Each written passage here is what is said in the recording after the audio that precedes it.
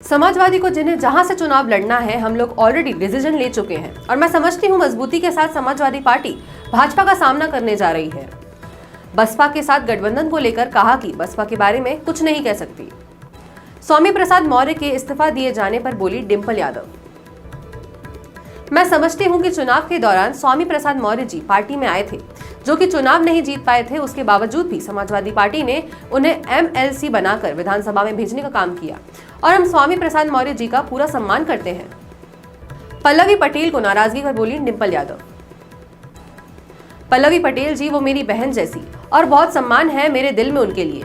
समाजवादी के सिंबल से वह लड़ी थी और जीती थी और हम चाहते थे कि उनकी माता जी लड़े और जीते और सदन पहुंचे, लेकिन वह अपनी पार्टी के सिंबल से लड़ी और पल्लवी पटेल समाजवादी पार्टी के सिंबल से लड़ी और सदन तक पहुंची और मुझे खुशी है और अगर आगे भी ऐसी कोई बात होगी तो पूरा समर्थन करेंगे पल्लवी पटेल जी का। कांग्रेस गठबंधन पर बोली डिंपल यादव, लगातार वरिष्ठ नेता बात कर रहे हैं, कुछ होता है तो पता चल जाएगा। राहुल गांधी की न्याय यात्रा में अखिलेश यादव के शामिल होने पर बोली डिंपल यादव, मैं तो मैनपुरी में हूं क्योंकि यह क्षेत्र मेरा है, मुझे नहीं पता क्या डिसीजन हो रहा है। समाजवादी पार्टी की प्रत्याशी लिस्ट में शिवपाल यादव का नाम ना होने पर बोली डिंपल यादव, वो समाजवादी पार्टी का मामला है, जल्दी पता चल जाएगा कौन कहां से लड़ रहा है। यूपी पुलिस भर्ती परीक्षा लीक होने पर बोली डिंपल यादव, और आज समाजवादी पार्टी से इस्तीफा दे करके जो है अपनी पार्टी गठन का ऐलान कर दिया, मीटिंग कर रहे हैं, MLC पद से भी इस्तीफा दे दिया है। PDA के लगातार विकेट गिर रहे हैं, कैसे देख रही हैं और क्या कहना चाहते हैं? मैं समझती हूँ कि चुनाव के दौरान स्वामी प्रसाद मौर्य जी पार्टी में आए थे और वो चुनाव नहीं जीत पाए थे। उसके बावजूद भी समाजवादी पार्टी ने उन्हें MLC बना के विधानसभा में भेजने का काम किया है और हम स्वामी प्रसाद मौर्य जी का पूरा सम्मान करते हैं, हमेशा करते आए हैं। और जो अब आप बोलेंगे, नेक्स्ट सवाल करिए। अब पल्लवी पटेल जी ने भी पार्टी में रहते हुए और बगावत के सुर सामने ला दिए हैं कि राज्यसभा कैंडिडेट को वोट ही करने वाली हैं, कहती है कि PDA के नाम पर छलावा कर रही है समाजवादी। पल्लवी पटेल जी मेरी बहन जैसी हैं और बहुत सम्मान है मेरे हृदय में उनके लिए। और समाजवादी पार्टी के सिंबल से पल्लवी पटेल जी लड़ी थी और जीती थी। हम चाहते थे कि पल्लवी पटेल की जो माता जी हैं वो भी समाजवादी पार्टी से जीते और वो भी सदन तक पहुंचे विधानसभा, लेकिन वो अपनी पार्टी के सिंबल से लड़ी और पल्लवी पटेल जी समाजवादी पार्टी के सिंबल से लड़ी और वो सदन तक पहुंची। हमें खुशी है और आगे भी इस तरह की कोई बात होगी तो हम पूरा समर्थन करेंगे पल्लवी पटेल। तमाम नेताओं ने मैडम नेताओं ने कहा कि PDA का मतलब जो है पिछड़ा, दलित और अल्पसंख्यक है, तो क्या दलित और अल्पसंख्यक महिला नहीं हो सकती थी इन 3 कैंडिडेट्स में राज्यसभा के? मैं समझती हूँ बहुत छोटी लिस्ट थी 3 लिस्ट की, और आपने अब जो कल लिस्ट जारी हुई है आप उस लिस्ट की बात नहीं कर रहे हैं।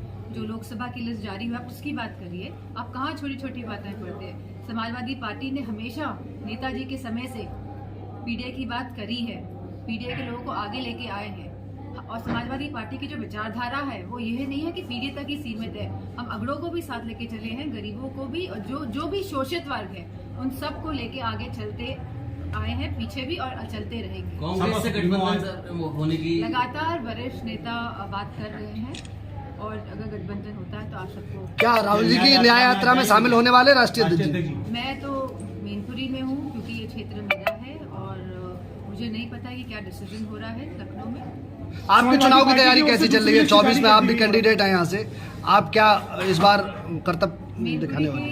समस्त लोग जो उन्हें भरपूर प्यार दिया है, सम्मान दिया है और मैं समझती हूँ जिस तरह पिछली बार लोकसभा सीट मैनपुरी ने समाजवादी की तो विचारधारा का समर्थन किया था, आने वाले समय में आप देखेंगे कि पिछले वोटों से भी बढ़ चढ़ के इस बार हम जीतेंगे। समाजवादी पार्टी की दूसरी लिस्ट जारी होगी प्रत्याशी की, लेकिन चाचा का इस बार उसमें भी नाम नहीं है। वो समाजवादी पार्टी का मामला है, तो जल्दी आपको पता चल जाएगा कौन कहाँ से लड़ा। किसान आंदोलन में राकेश टिकैत भी कूद गए हैं, बता रहे हैं कि पहले से भी बड़ा आंदोलन होगा।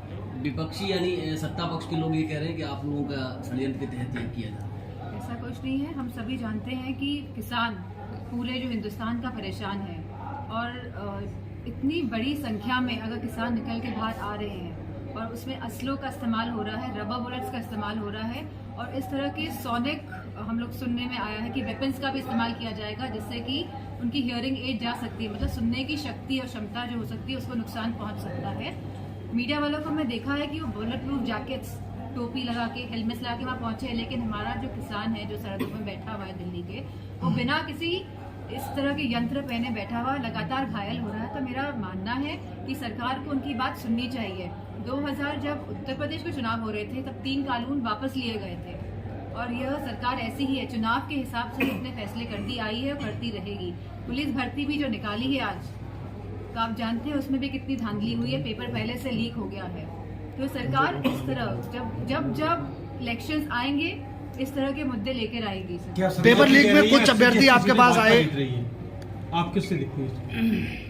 हाँ? भारतीय जनता पार्टी कह रही है कि लोकसभा सीटें भारतीय जो जनता पार्टी को ये 80 बात भी कहनी चाहिए कि हमने कितने युवाओं को रोजगार दिया है।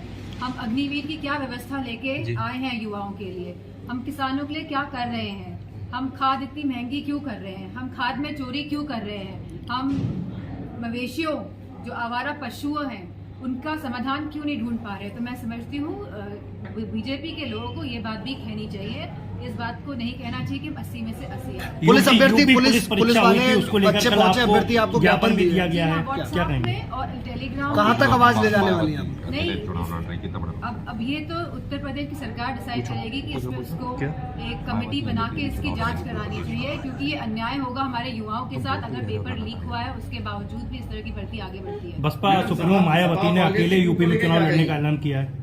कितना बड़ा नुकसान कर सकती है समाजवादी पार्टी को, क्योंकि आप पीडीए के तहत चुनाव में जा रहे हैं, उसमें दलित भी है और दलित की बहुत। बसपा के बारे में मैं नहीं बोल सकती। मैडम, सपा और कांग्रेस की टूट को लेकर क्या कहेंगी, क्योंकि अभी तक कोई सेटिंग नहीं बन पाई है? समाजवादी पार्टी के जितने भी हम लोग को चुनाव लड़ाने हैं